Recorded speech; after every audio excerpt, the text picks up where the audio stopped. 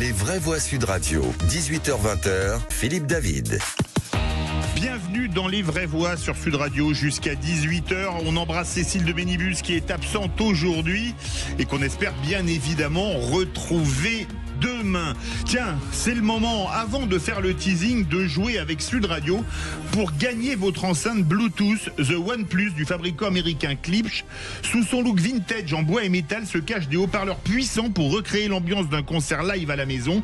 Envoyez dès maintenant Sud au 7 20 18 par SMS pour vous inscrire au tirage au sort et vous gagnerez peut-être votre enceinte The OnePlus du fabricant américain Klipsch.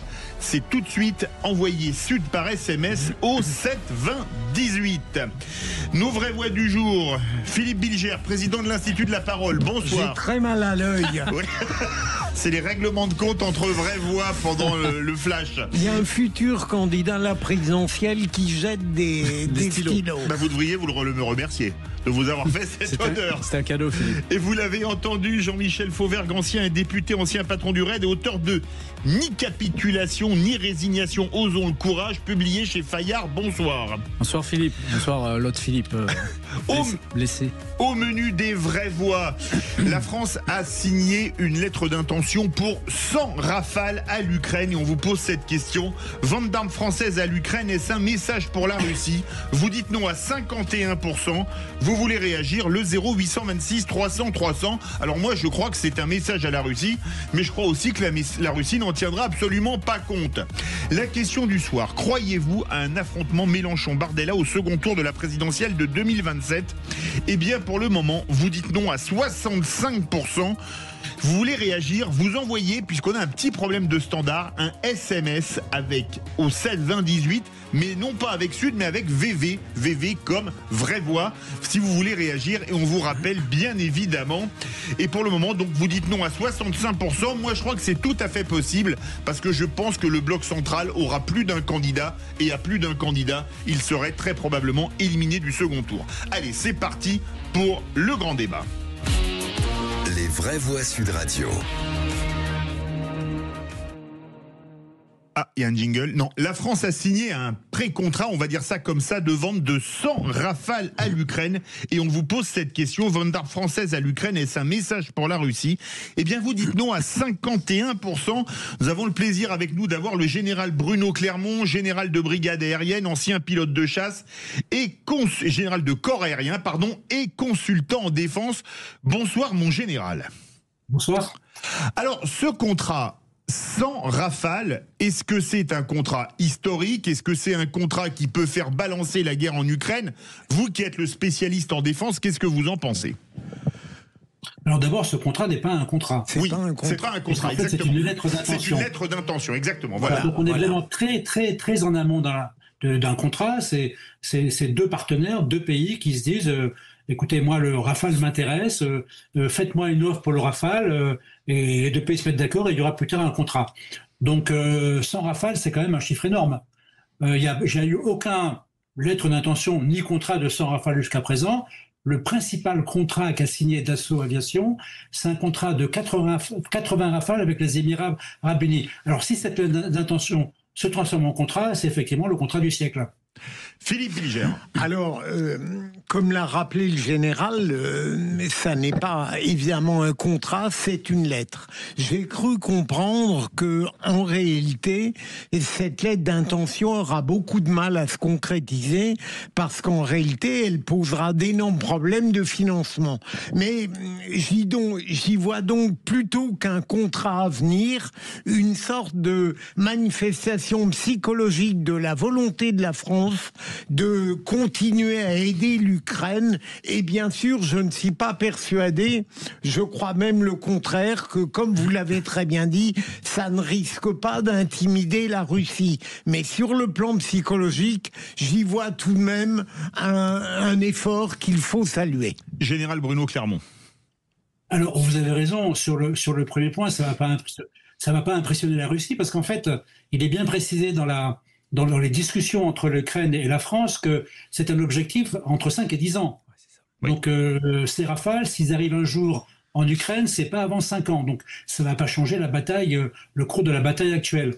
Après, c'est vrai que c'est la marque de volonté, d'un soutien psychologique, d'accompagnement de l'Ukraine, mais au-delà de la guerre. C'est-à-dire qu'en fait, l'idée, c'est de rebâtir une armée ukrainienne moderne, bien équipée, une aviation avec 250 avions de combat modernes. Donc il y aurait des Gripen suédois et des Rafales français, mais dans une logique de garantie de sécurité une fois que la paix est signée, de manière à ce que l'Ukraine puisse assurer sa défense dans les années qui viennent. Jean-Michel Fauvergue. Alors, 2 remarques. C'est effectivement dans un avenir de 5 à 10 ans, ça veut dire que... Alors, ça ne veut pas dire... forcément, et on ne le souhaite pas, que la guerre durera de 5 à 10 ans, de toute façon on n'en sait rien, mais ça veut dire que effectivement, dans l'avenir, l'Ukraine veut avoir une armée puissante, et en particulier une défense aérienne et des avions de manière à pouvoir compter. Et je pense que ça aussi c'est une bonne chose. Une deuxième remarque, c'est que l'Ukraine s'équipe effectivement d'avions européens. Les Gripen d'un côté, même si on sait que les moteurs, et je parle sous votre contrôle en général, que sont américains, les Gripen d'un côté et les Rafales qui sont totalement français de l'autre. Avec un moteur Safran. Avec un moteur Safran, donc français, de l'autre côté, ce qui veut dire que ce pays-là se détourne des F-35 américains, et qu'ils auraient pu commander des F-35, et c'est plutôt une bonne chose que de s'orienter vers l'Europe. Général Bruno Clermont. Non, bien sûr, on aurait pu avoir Lockheed Martin qui proposait des avions américains pour réarmer l'Ukraine dans 5 à 10 ans. Il se trouve que les Européens ont fait la première offre, les Gripen avec les Suédois d'abord, puis Dassault avec un Rafale. Sur la question de financement, ça va effectivement pas être simple, mais il y a des mécanismes qui se mettent en place au sein de l'Union européenne et au sein de l'OTAN. Il se trouve que ces mécanismes étaient plutôt orientés, en tout cas au sein de l'OTAN, pour acheter du matériel américain et le livrer aux Ukrainiens que pour fournir du matériel européen. Donc des Rafales français, donc européens, des systèmes SAMP/T qui sont l'équivalent du Patriot américain européen, c'est beaucoup mieux qu'effectivement d'être obligés, nous, d'acheter du matériel américain pour les livrer aux Ukrainiens dans 5 à 10 ans ou l'année prochaine. Mais mon général, les Américains ne vont peut-être pas laisser tomber la partie comme ça, et quand on connaît le poids géopolitique des Américains par rapport aux Français ou aux Suédois, et surtout la personnalité de Trump, est-ce que Trump risque pas de dire non, vous prenez ni Rafale ni Gripen, vous prenez des F-35, fussent-ils beaucoup plus chers? Non, c'est pas impossible. C'est pas impossible, c'est un scénario qui n'est pas impossible, mais néanmoins, l'Union européenne, on peut lui faire plein de critiques, je ne suis pas le dernier à en faire, mais il y a des mécanismes financiers qui se mettent en place de manière à pouvoir financer collectivement le réarmement de l'Ukraine. Il n'y a pas que des fonds américains, il y a également des fonds européens. Et les fonds européens, ils n'ont pas de raison particulière d'acheter du matériel américain. Vous êtes bien dans Les Vraies Voix sur Sud Radio jusqu'à 20h. Et ce débat, vente d'armes françaises à l'Ukraine, ce qui n'y a pas que les Rafales, vous l'avez rappelé mon général, est-ce un message pour la Russie? Vous dites non à 51%, vous voulez réagir? On vous le répète, on a un petit problème de standard. Vous envoyez un SMS intitulé VV comme Vraie Voix, au 7 20 18 et on vous rappelle bien évidemment, vous voulez réagir, on se retrouve tout de suite. Vraie Voix Sud Radio, 18h-20h, Philippe David. Retour des Vraies Voix, on embrasse Cécile de Ménibus qu'on espère retrouver demain avec nos Vraies Voix du jour, Philippe Bilger et Jean-Michel Fauvergue. Cette question, vente d'armes françaises à l'Ukraine, est-ce un message pour la Russie? Pour le moment, vous dites non à 51%.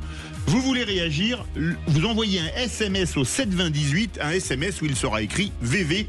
Avec nous, le général de corps aérien et consultant défense, Bruno Clermont. Philippe Bilger, une réaction et on part au téléphone parce que le standard est en panne, mais c'est quand même le standard qui rappelle. Une question au général, s'il le permet. Est-ce qu'on ne peut pas considérer aussi, quelle que soit l'issue de cette lettre d'intention, que au fond, est-ce que on peut percevoir ça comme une manifestation autonome de la France? Est-ce que ça n'est pas une démonstration que, en réalité, la France cherche à avoir une stratégie qui se détache un petit peu de l'Europe sur le plan ukrainien? Alors c'est effectivement la volonté. Le Rafale permet à la France de marquer un positionnement, ce que ne peut pas faire un avion européen, puisque vraiment le Rafale, c'est un avion français et c'est l'œuvre de la France. Et je pense qu'effectivement, c'est un message pour la Russie. Alors même si le Rafale ne va pas changer le cours de la guerre, puisqu'on a rappelé qu'il serait livré entre 5 et 10 ans, c'est quand même la volonté concrète de la France d'annoncer, d'afficher à la Russie qu'elle est prête à soutenir l'Ukraine, non seulement dans les années qui viennent, mais bien au-delà, pour garantir la sécurité de l'Ukraine dans la durée. La particularité du Rafale, c'est que c'est à la fois un avion européen, mais c'est également un avion français. Ce qui n'est pas le cas, par exemple, de son concurrent Eurofighter, qui est un avion issu d'un consortium de plusieurs pays. Donc on peut envoyer plusieurs signaux avec le Rafale, ce qui n'est pas forcément le cas des autres avions. Une question très rapide de Jean-Michel Fauvert, parce qu'après on part au standard. Non, c'était pas une question, c'était juste, je réagissais à la question de Philippe justement, en disant que concernant la guerre en Ukraine, le président Macron a été très en avance sur tous les autres. C'était un des premiers résistants, un des premiers à s'opposer à cette agression-là depuis le début. Et c'est finalement la France qui a fédéré toutes les puissances européennes qu'on voit aujourd'hui. Le Royaume-Uni, bon, qui est pas dans l'Europe, mais qui est une puissance européenne. Surtout la Pologne maintenant, et maintenant l'Allemagne. Et donc, c'est bien normal qu'il continue sur cette lancée-là, je crois. Oui, Général Clermont. Oui, c'est aussi une manière pour la France de rattraper une forme de retard qu'elle a vis-à-vis de l'Allemagne.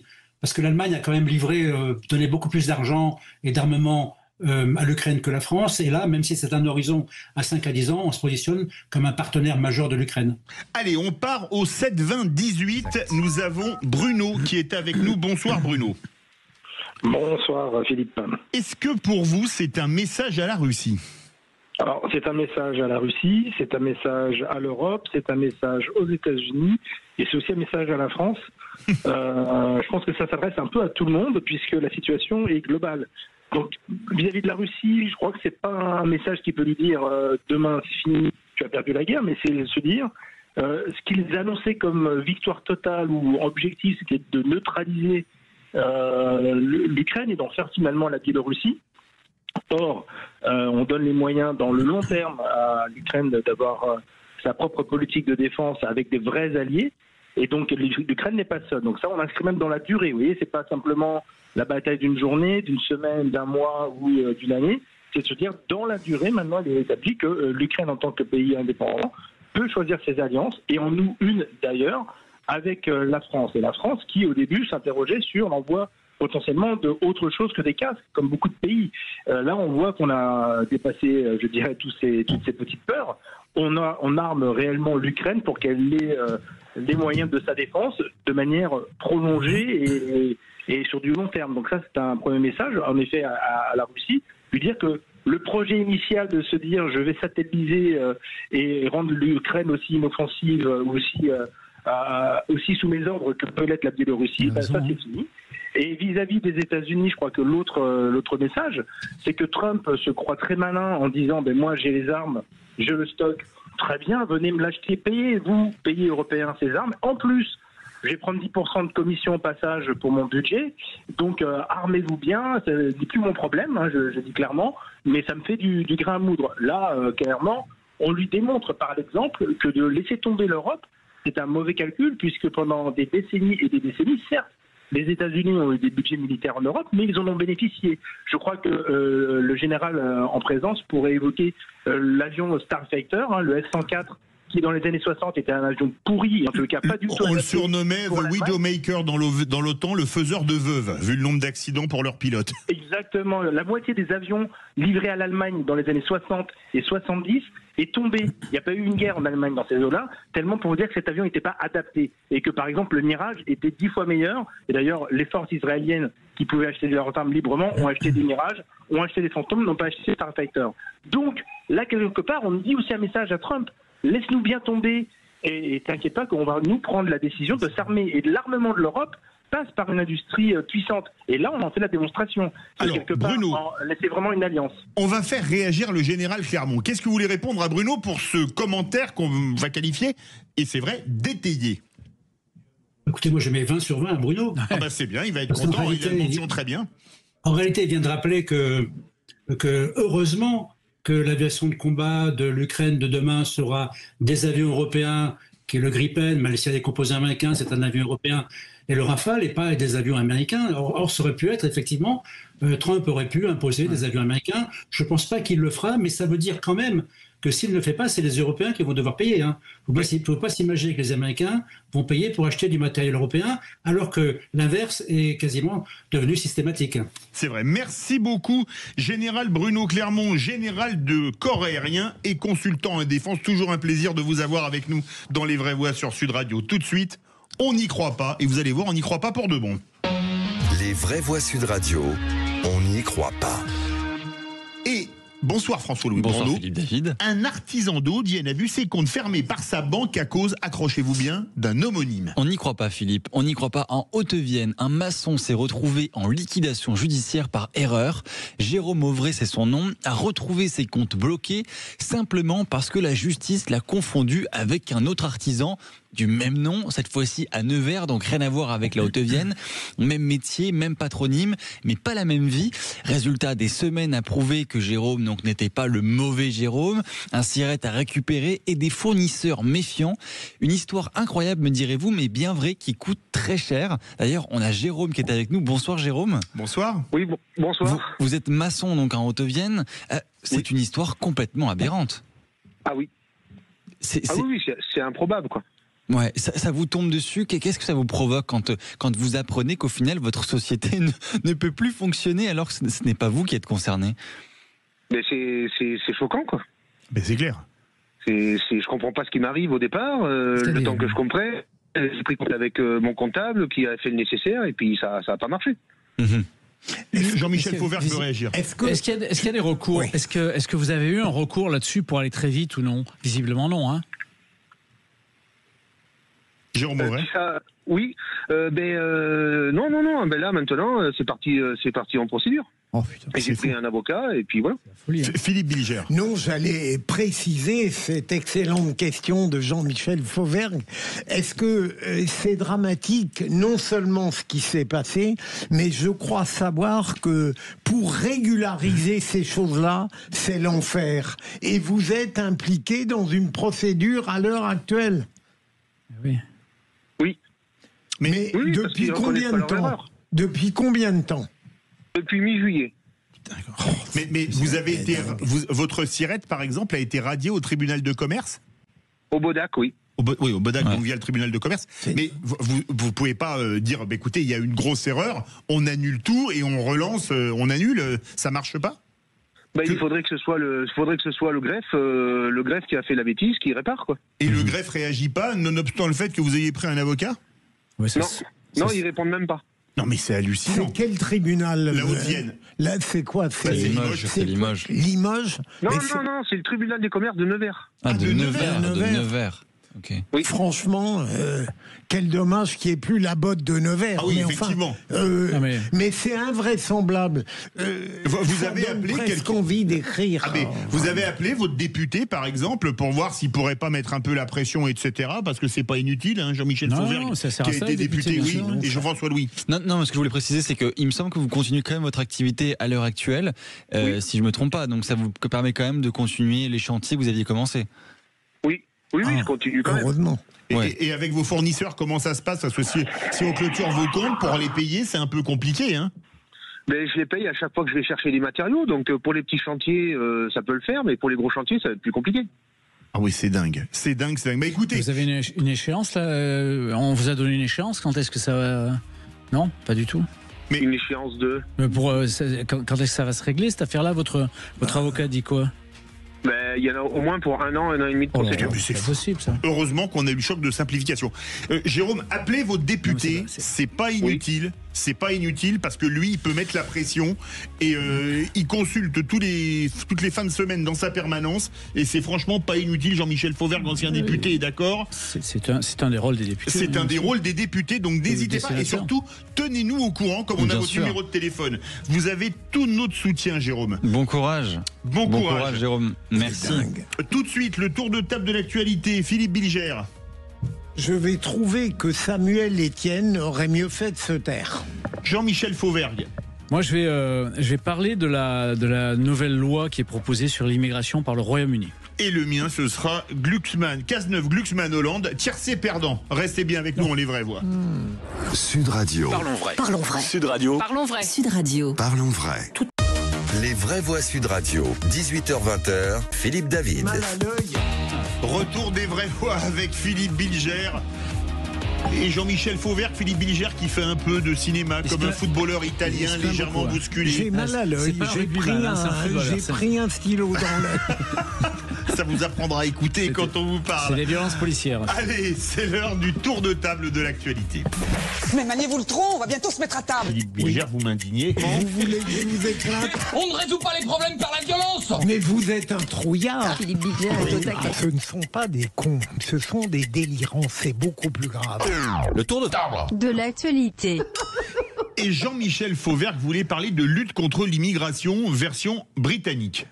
Oui, la lutte contre l'immigration submersive au Royaume-Uni. Le Royaume-Uni, qui est un gouvernement travailliste, comme tout le monde le sait, c'est-à-dire plutôt de gauche, est en train de... Même si souvent les gens de gauche en Angleterre sont plus à droite que les gens à droite en France. On s'en rappelle avec Tony Blair par exemple. C'est vrai, c'est très juste. Je peux finir Oui. Et donc ils ont un plan, ils présentent un plan, et le ministre de l'Intérieur britannique qui s'appelle Shabana Mahmoud, qui est donc d'origine Pakistanaise, je crois. Pakistanaise, oui, Absolument. présente un plan qu'elle qualifie d'historique de refonte complète du système d'accueil et des demandeurs d'asile. Si cette loi est adoptée, les réfugiés n'auront plus un statut définitif. Ils retourneront dans leur pays dès que leur pays sera beaucoup plus calme et jugé beaucoup plus sûr. Le délai de demande de statut de résident passera de 5 ans à 20 ans, c'est-à-dire qu'ils devront attendre 20 ans pour faire une demande. Et ça sera la fin des aides sociales automatiques, les aides sur les logements, sur les allocations familiales. Donc du coup, l'idée c'est, quand vous êtes étranger au Royaume-Uni, c'est de travailler pour le Royaume-Uni, travailler ou partir. C'est ça l'idée de fond. Et bien évidemment, c'est un plan pour contrer la montée de l'extrême droite, le parti pour l'indépendance du Royaume-Uni. C'est l'ex-UKIP qui a changé de nom, qui s'appelle maintenant Reform Party, je crois. Voilà. Ça s'appelle Reform Party. Oui. Quel anglais. Donc on est à la pointe de l'information grâce à Philippe David. Et donc, alors est-ce qu'un tel plan pourrait s'appliquer en Europe en particulier, en France en particulier?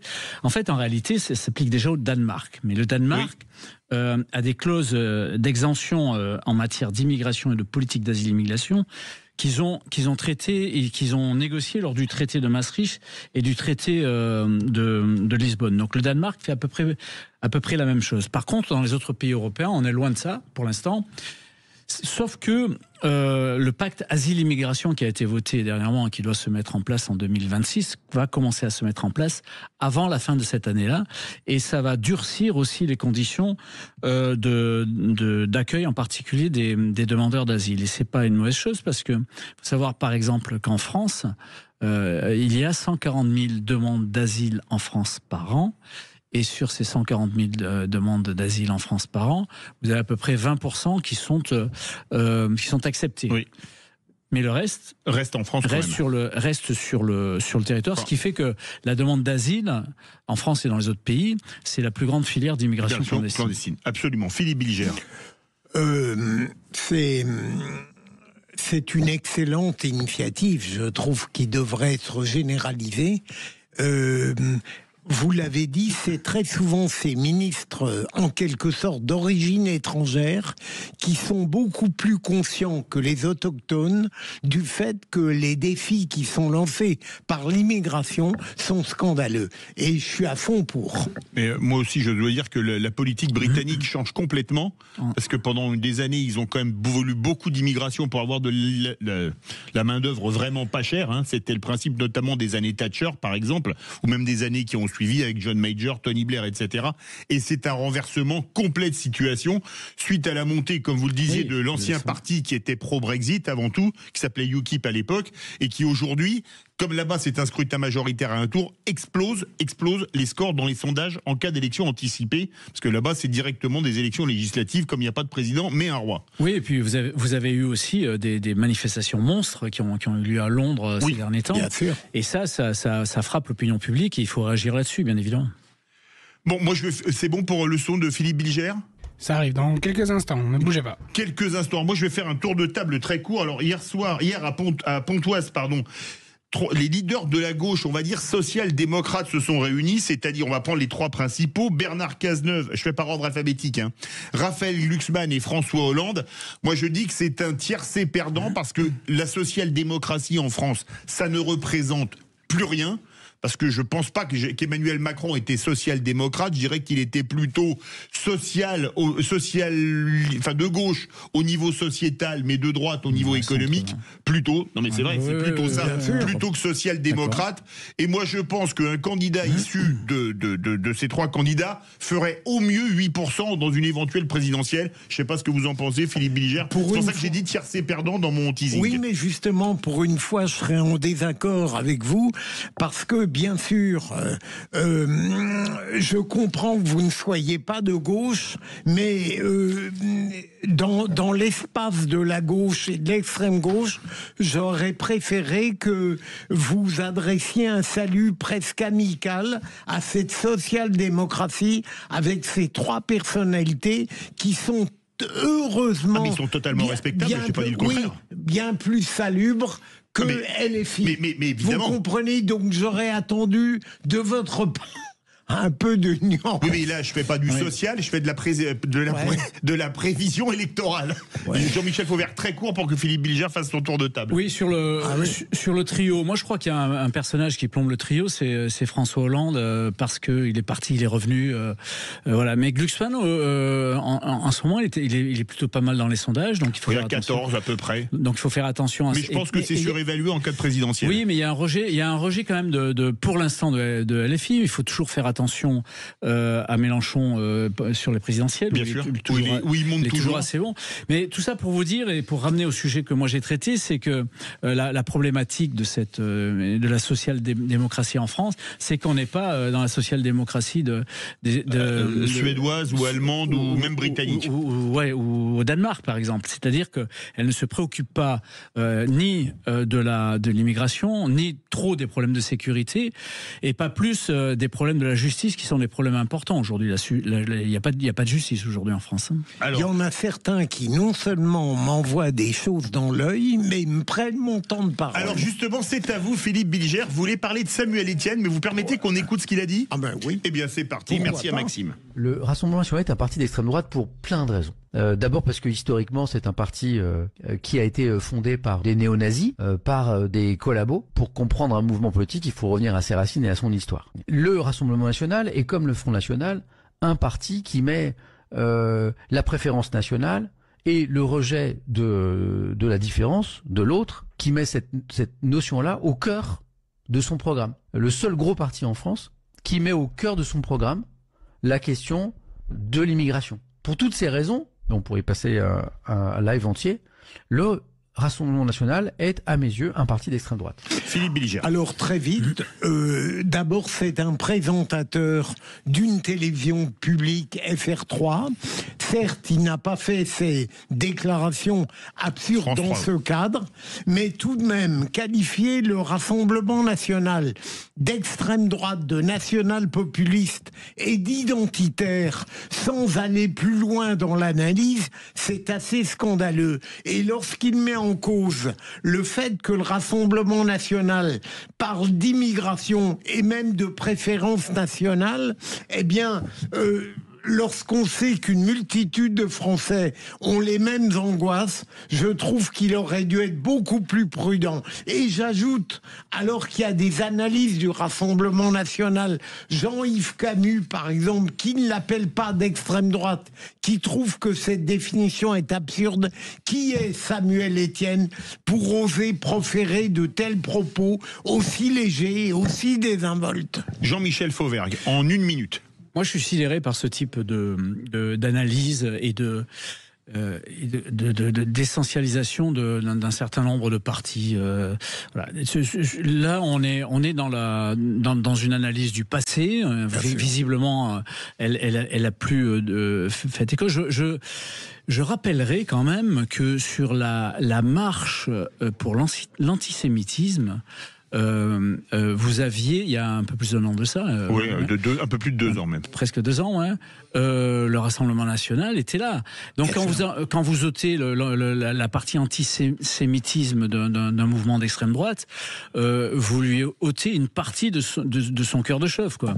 Il reste autre chose. Mais aujourd'hui, le Rassemblement national, il faut voir comment il se comporte à l'Assemblée, il faut voir ce qu'il vote, il faut voir comment il gère les choses. Non, moi, le Rassemblement national me fait peur sur l'aspect économique des choses. Ah oui, parce que ce qu'il a voté dernièrement, avec les LFI, d'ailleurs, c'est la ruine de la France, quoi. C'est plutôt ça. Il me fait peur aussi sur l'absence de solutions qu'il donne sur l'immigration et surtout sur la sécurité. Il n'y a aucune, c'est une escroquerie. Il n'y a pas de solution là-dessus. Je vais me plaindre, je vais faire mon obligé parce que je n'ai pas le temps de réagir. Merci à tous les deux pour vos tours de table. C'est plutôt une bonne. Pour le tour de table de l'actualité. Mais il est trop long, hein. Tout de suite, on va parler du ministre de l'Intérieur qui s'est dit très favorable à l'armement des policiers municipaux et on en parlera avec Stéphanie Vonheux, maire de Pontoise. Restez bien avec nous sur Sud Radio. Sud Radio, c'est votre opinion qui compte. Merci à Sud Radio pour l'attention que vous portez au sport. C'est super, continuez. Sud Radio, par les vraies voix Sud Radio, 18h-20h, Philippe David. Bienvenue dans Les Vraies Voix avec Philippe Bilger, Jean-Michel Fauvergue, auteur notamment de Ni capitulation ni résignation, osons le courage, publié chez Fayard. C'est l'heure de l'info en plus. Les Vraies Voix Sud Radio. Et François-Louis Bourneau, le ministre de l'Intérieur, s'est dit très favorable à l'armement des policiers municipaux. Oui, Philippe, à 4 mois des élections municipales, Laurent Nunez s'est dit favorable à la généralisation de l'armement de la police municipale. Actuellement, seulement 54% des fonctionnaires de ce corps portent une arme à feu à la ceinture. Nous sommes en compagnie de Stéphanie Vonheux, maire LR de Pontoise et porte-parole sécurité, cohésion républicaine de Nouvelle Énergie. Bonsoir. Bonsoir. Bonsoir. Avant de donner la parole à Jean-Michel Fauvergue, qui connaît bien la sécurité en tant qu'ancien député et qu'ancien patron du RAID, c'est un sujet qui va être très abordé au Salon des maires, où Sud Radio sera présent d'ailleurs mercredi pour Les Vraies Voix, et également le matin avec Jean-François Aquili. Je pense que c'est à moi que la question Oui, bien sûr, absolument. Oui, pardon. Je pense que d'ailleurs on le voit dans tous les sondages qui sortent à l'occasion du Salon des maires que la sécurité est le premier sujet qui est mis en avant par nos concitoyens et de très loin. Et ça correspond à une réalité vécue. On parle souvent de sentiment d'insécurité ou autre. Là, c'est une réalité vécue. Et aujourd'hui, la police municipale est une des composantes de la réponse en termes de sécurité, en complément bien entendu de la police nationale et de la gendarmerie nationale. Mais c'est souvent dans nos communes la première force qui intervient à toute heure du jour et de la nuit, parce qu'au-delà de l'armement, c'est aussi lié, c'est qu'on a maintenant des brigades qui fonctionnent y compris la nuit. Et ça corrèle avec les moyens dont ils ont besoin, parce qu'évidemment, quand vous intervenez la nuit, vous avez besoin d'un équipement adapté pour qu'ils se protègent eux-mêmes, bien sûr, mais également de concitoyens. D'où la généralisation qui est le mot qu'on utilise aujourd'hui. En tout cas, ça correspond vraiment, ne serait-ce qu'aussi pour pouvoir recruter, nous, de notre côté, des agents qui acceptent de travailler dans des conditions souvent difficiles, au péril de leur vie. C'est, je pense, une condition sine qua non. Jean-Michel Fauvergue. Oui, alors sur l'armement de la police municipale, il est nécessaire d'armer les polices municipales, moi je suis pour. On l'avait défendu avec Alice Toureau sur la loi sécurité globale. L'armement des polices municipales pour 2 raisons, à minima 2 raisons. Premièrement, parce que les primo-intervenants sont souvent les policiers municipaux, oui. Et si vous avez une fusillade, ils sont là pour défendre le citoyen, et donc ils doivent être armés. Et ensuite, ils sont une cible aujourd'hui, et donc ils doivent pouvoir aussi. On l'avait avec Clarissa Jean-Philippe. Voilà, et donc ils doivent pouvoir se défendre. Mais pour pouvoir se défendre, il faut que la législation soit adaptée aussi. Aujourd'hui, l'usage des armes des policiers municipaux n'est pas exactement pareil que pour les gendarmes et les policiers nationaux. Et donc il faut la rendre absolument pareille. Et je rajouterai, et après je parlerai plus, je le jure, pendant 5 minutes, que l'amende pénale forfaitaire aussi, il faut leur donner de nouveaux pouvoirs. En particulier l'amende pénale forfaitaire sur les stupes et sur le trafic des cigarettes maintenant qui est en train de monter de manière très forte. Madame la maire, est-ce que la conciliation entre la police municipale et la police nationale se fait tranquillement, ou est-ce que celle-ci parfois proteste un peu? Non, je pense que la réalité, là encore, du terrain, au fur et à mesure, fait que vous avez une culture qui se crée de coopération. Comme c'est rappelé, et on le dit tous les jours, c'est que c'est vrai que souvent, la police municipale, qui est une police de proximité, qui est là dans une commune comme la mienne, à Pontoise, on sait que entre le moment où la police municipale est appelée et le moment où elle intervient, c'est 4 minutes, quel que soit le quartier dans lequel le trouble se produit. C'est la raison pour laquelle c'est à chaque fois, et très souvent, eux qui sont en première ligne, et qui parfois viennent suppléer la police nationale qui, faute d'équipage, de voitures, est prise ailleurs, est bien contente que la police municipale soit présente. Là où je rejoins ce qui vient d'être dit sur le complément de pouvoir que peut avoir la police municipale, c'est que ça soulagerait grandement la police nationale qui, sur un certain nombre d'actes, relève davantage on va dire, de police de tranquillité, de sécurité publique du quotidien, sur lequel aujourd'hui ils n'ont plus les moyens. C'est des dizaines d'interventions par jour, voire plus, et qu'évidemment la police municipale est là pour apporter ce renfort. Et il y a une bonne collaboration ensuite qui se crée. C'est l'habitude qui se prend. Merci beaucoup Stéphanie Von Eu, maire LR de Pontoise et porte-parole sécurité cohésion républicaine au sein de Nouvelle Énergie. Les vraies voix Sud Radio, si j'étais ministre. Qu'est-ce que je vais devenir? Je suis ministre, je ne sais rien faire. Direction Floirac, c'est juste à côté de Bordeaux. Bonsoir monsieur le ministre. Bonsoir Xavier. Bonsoir Philippe, bonsoir Sud Radio. Et si vous étiez ministre de la Jeunesse, que feriez-vous? Si j'étais ministre de la Jeunesse, je ferais le triptyque sport, philosophie, écran. Beaucoup de sport, parce que c'est l'école de la vie et parce que ça permet à beaucoup de jeunes et à beaucoup de moins jeunes en fait de prendre confiance en eux, de s'approprier leur corps, leur esprit. Ça développe beaucoup de choses chez l'être humain de pratiquer du sport, et autant commencer dès le plus jeune âge. Ça sort de l'isolement, ça donne un cadre, ça apprend la discipline, le goût de l'effort, le goût du collectif. Donc c'est vraiment quelque chose d'essentiel et on devrait donner offrir beaucoup plus de possibilités de faire du sport aux jeunes. Philosophie, parce que je pense que le biais de nos sociétés modernes, c'est de courir derrière l'argent. Or, l'argent, c'est un bon serviteur, mais un très mauvais maître.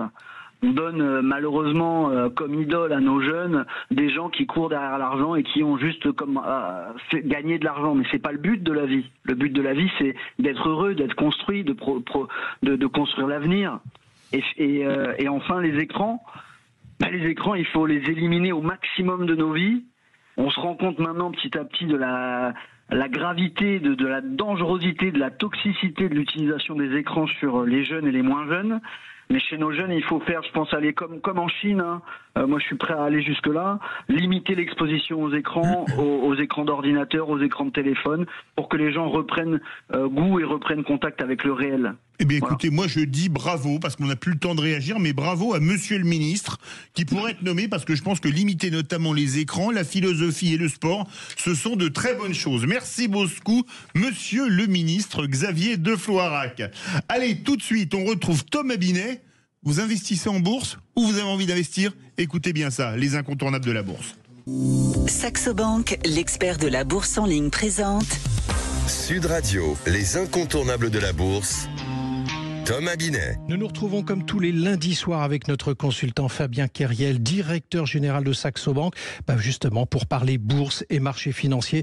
Bonsoir Fabien Keriel. Bonsoir Thomas. Alors, quand on parle de bourse, justement, Fabien, on pense souvent à des traders surexcités devant leurs écrans, criant dans une salle de marché, des graphiques qui montent et qui descendent, des coûts pour s'enrichir vite, des crises financières, du risque de la spéculation, des gains faciles ou des pertes spectaculaires. Bon, bref, une sorte de casino géant réservé à quelques initiés. Mais la bourse, Fabien, c'est quand même un peu plus que ça. Mais pourquoi, justement, la bourse souffre-t-elle d'autant de clichés, comme je viens de les résumer maladroitement, probablement? Non, mais c'est l'image qu'ont beaucoup de personnes. La bourse fascine, la bourse interpelle, la bourse horripile, la bourse peut déranger peut-être aussi. Parfois déranger, mais c'est l'image qui a été créée dans l'imaginaire collectif à travers les livres, à travers le cinéma et même parfois par les politiques qui en donnent pas toujours une image très dorée. Mais cette vision, elle est assez fausse. La bourse, c'est pas un jeu. La bourse, c'est un marché, donc c'est un lieu de rencontre entre des gens qui ont des projets et des gens qui ont de l'argent qui veulent les financer. Alors du coup, concrètement, en quoi la bourse bénéficie-t-elle aux entreprises ? Quand une entreprise s'introduit en bourse, donc elle émet des actions pour les vendre sur un marché organisé, donc sur un marché qu'on appelle la bourse, elle a besoin d'argent pour se développer, pour innover, pour embaucher, pour développer de nouveaux canaux de distribution. Donc, pour une entreprise, la bourse, c'est un accès direct à des ressources financières. Quand on monte sa boîte, on peut aller taper ses parents, des amis, des voisins, mais à un moment, quand la boîte devient trop grande, on a besoin d'avoir accès à des ressources supplémentaires, et c'est pour ça qu'on s'introduit en bourse. Mais alors, pour les investisseurs, parce qu'il faut parler d'eux quand même, à un moment donné, c'est le cœur de la situation, quel est l'intérêt d'y placer leur argent ? Alors, pour les investisseurs, il y a beaucoup d'intérêts. D'une part, investir en bourse, c'est faire travailler, comme on dit, son argent.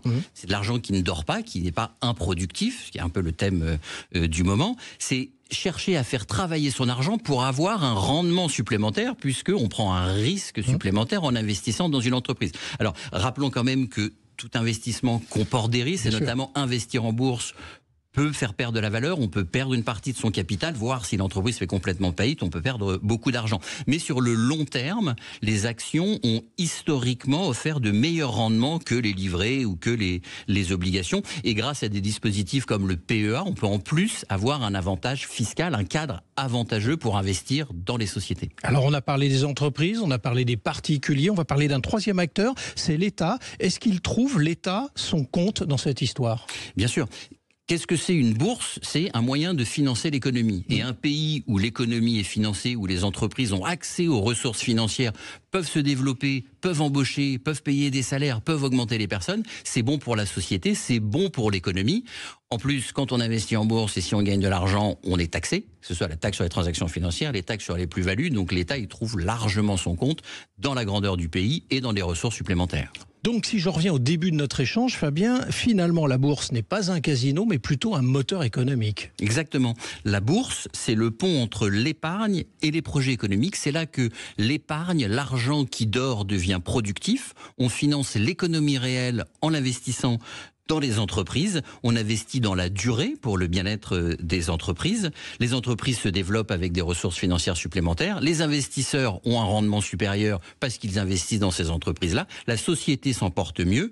Bref, la bourse, c'est le financement de l'économie réelle. Merci Fabien pour vos explications très concrètes et on se retrouve lundi prochain pour un autre numéro d'Oser investir, les incontournables de la bourse. Et pour ce qui me concerne, je vous donne rendez-vous dimanche matin à 9h25 dans la matinale week-end. Sud Radio, les incontournables de la bourse. Tom Abinet. Avec Saxo Bank, l'expert de la bourse en ligne. Sud Radio. Sud Radio. Parlons vrai. Parlons vrai. Sud Radio. Parlons vrai. Les vraies voix Sud Radio. 18h-20h. Philippe David.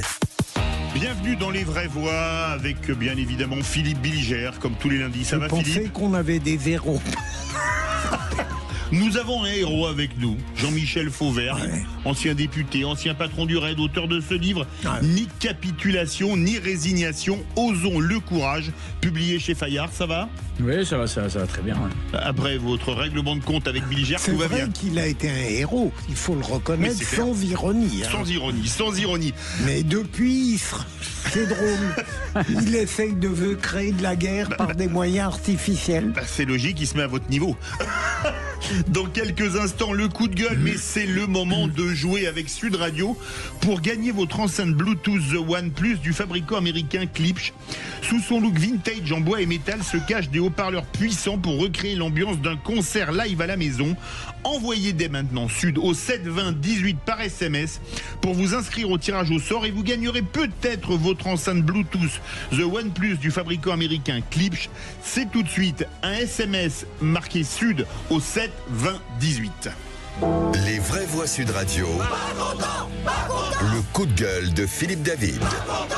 Et comme d'habitude, je vais remettre le clocher au milieu du village, un village qui se trouve à Aix-en-Provence, sous-préfecture des Bouches-du-Rhône. Pourquoi Aix-en-Provence ? Parce que après le maire de Marseille, qui s'était opposé à la diffusion du film Sacré-Cœur dans une salle municipale au nom de la laïcité avant d'être désavoué par la justice, c'est dans la ville voisine d'Aix-en-Provence que les censeurs ont œuvré de manière moins feutrée, vous allez le voir. Ainsi, environ 80 personnes, à l'appel des syndicats Sud Solidaire et de la CGT Spectacle, d'attaques et de collectifs antifascistes, les guillemets s'imposent dans ce cas de figure, ont voulu interdire le spectacle La Dame de Pierre à l'Arena, un spectacle qui raconte l'histoire de Notre-Dame de Paris, de sa construction jusqu'à sa restauration suite au dramatique incendie de 2019. Un spectacle qui alterne chant et tableau historique qu'on a bien évidemment le droit d'aimer ou de ne pas aimer, d'aller voir ou de ne pas aller voir.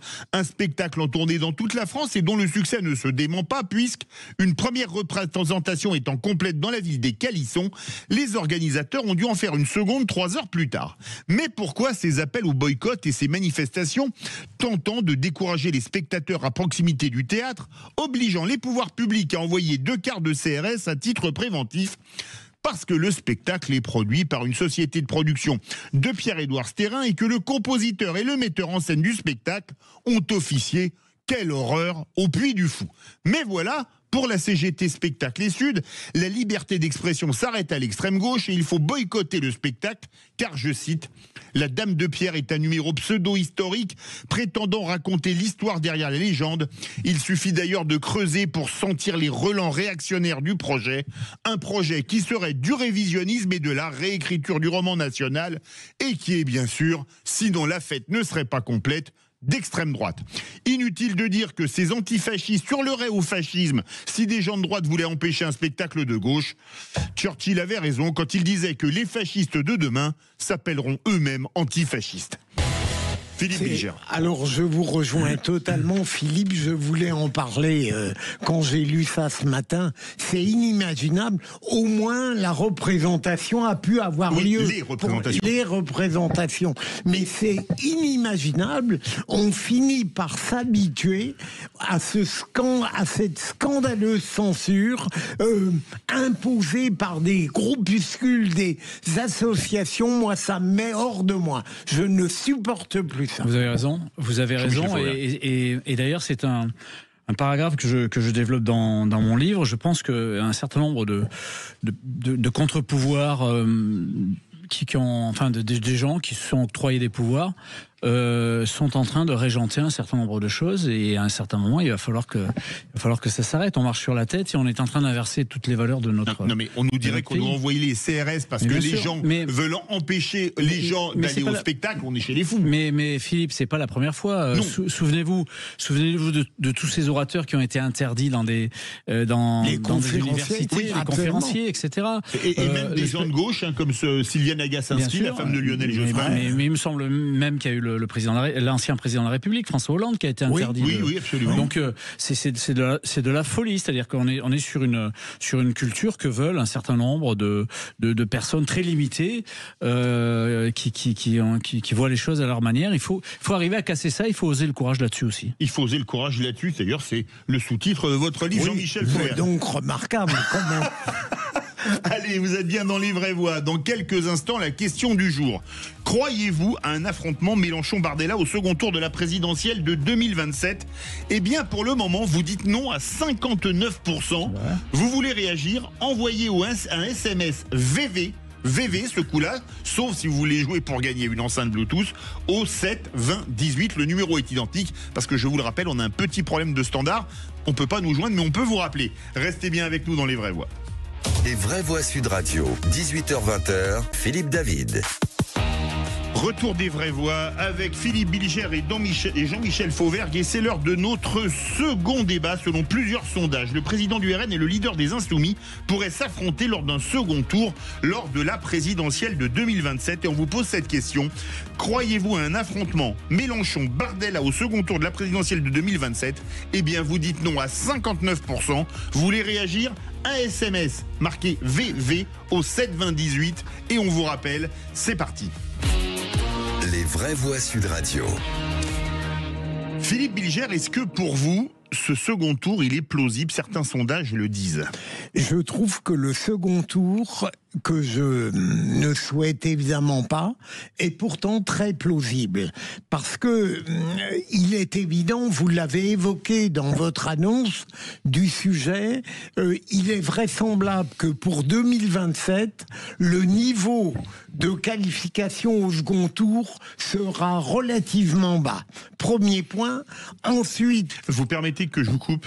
Oui. D'après les sondages en cours, on serait au second tour à 14-15%, ce qui n'est jamais arrivé. Ça me paraît tout de même très peu, hein, mais je veux dire, il y a des spécialistes... C'était l'IFOP. Oui, mais pourquoi pas. Et donc, ça justifie mon argumentation sur ce plan-là. Et comme Jean-Luc Mélenchon cultive de manière totalement démagogique une part de la jeunesse et les banlieues, c'est pas impossible qu'il puisse se retrouver au second tour face à Bardella, et il sera battu de mon point de vue. Mais le deuxième argument, et je finis parce que moi, je laisse la parole à moi, c'est le fait que le groupe central, pour l'instant, n'a pas de candidat, et probablement il y aura une sacrée dispute politique pour désigner leur candidat. Jean-Michel Fauvergue. Alors, on est loin de cette présidentielle. D'ailleurs, je note au passage qu'on ne parle plus de la démission du président pour avoir une présidentielle plus rapide. C'est vrai. Donc on est loin de cette présidentielle. Parce que je pense que tout le monde a compris qu'il ne démissionnerait pas. Et grâce aussi à Sébastien Lecornu. Hein, et donc du coup on est loin, donc il peut se passer des choses. Et ensuite, vous pouvez avoir des candidats qui surgissent, des candidats improbables qui surgissent. Vous parlez de vous? Qui surgissent de nulle part. Je parle de ma candidature, oui, mais peut-être qu'il y en aura d'autres aussi. Non, ce que je veux vous dire, c'est que les jeux sont pas faits, mais vous êtes en train d'éliminer un certain nombre de candidats. Ouais, alors c'est vrai que si sur les centristes, le bloc central, droite traditionnelle, il y a plusieurs candidats. C'est sûr que c'est le meilleur moyen de perdre le second tour. Mais arriver à 13% pour se qualifier, il y a un certain nombre de candidats qui peuvent le faire. Moi-même d'ailleurs, non mais ça c'est un autre débat. plus bas seuil de qualification de mémoire, je crois que c'est Jean-Marie Le Pen en 2002 avec 16,86%. Ouais.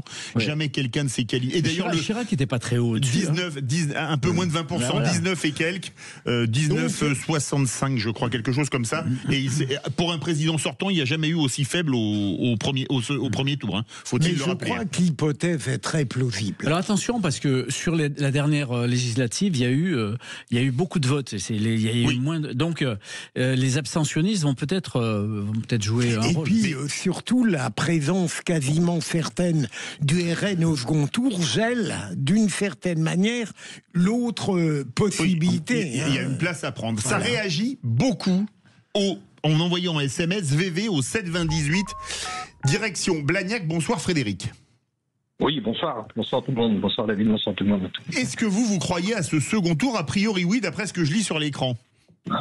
Oui, j'y crois. J'y crois parce que à aujourd'hui, malheureusement, je dirais que c'est plus des votes de contestataires qu'autre chose. On sent que quand même les gens en ont ras-le-bol et ont besoin d'un grand changement et vont vers des possibilités de mettre des candidats en ce sens. Donc effectivement, un second tour me paraît probable, d'autant plus que le bloc central, pour l'instant, n'a pas vraiment de candidat. Et même quand on regarde des scores de Retailleau, qui avait pourtant une très bonne cote quand il était au ministère, aujourd'hui, il se retrouve en 3e ou 4e position.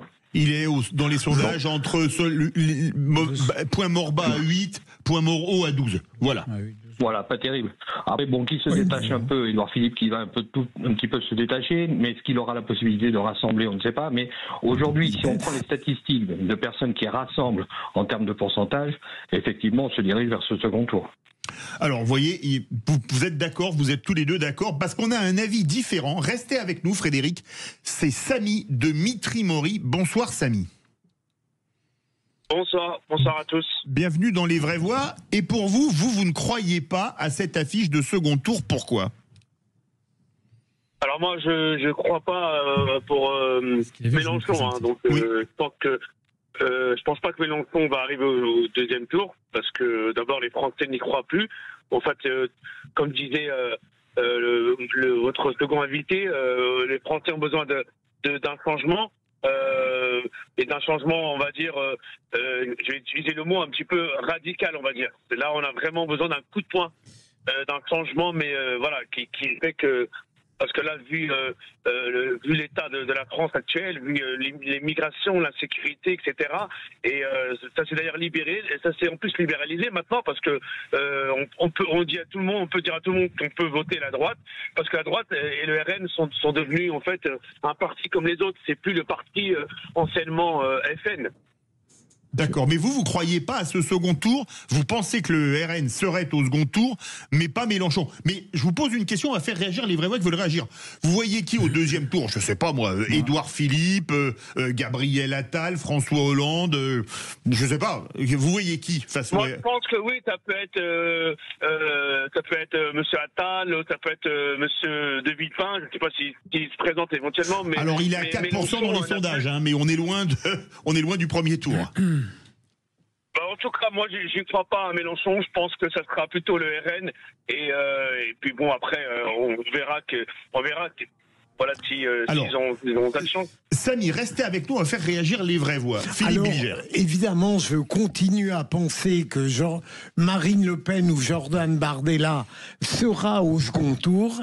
Et deuxième élément, à l'heure actuelle, Édouard Philippe n'est plus trop plausible, mais il me semble qu'au sein du groupe central, Gabriel Attal, ce ne sera pas en 2027. Alors il est très mal placé dans les sondages, absolument. Il est au mieux à 8%, je crois. À peu près, il ne fera pas. Et donc j'attends beaucoup de la primaire des Républicains allant peut-être jusqu'au centre. S'il y a une vraie primaire. Oui, absolument. Et donc je verrai plutôt quelqu'un là avoir une chance pour le second tour, empêcher la présence de Mélenchon. Jean-Michel Fauvergue. Moi je suis assez d'accord avec notre auditeur. Comment s'appelle-t-il déjà? Le deuxième, ouais. Le premier c'est Frédéric, le deuxième c'est Samy. Samy, je suis assez d'accord avec Samy. Je pense qu'avant tout, ce qu'il faudrait, parce que là on parle de gens, de personnes. Ce qu'il faut, c'est un programme. Ce qu'il faut, c'est savoir ce qu'on propose. Et d'un côté, on a un Rassemblement national qui fait un bilan, qui fait au-dessus du second. Hein. Oui, mais qui fait un bilan sur la sécurité.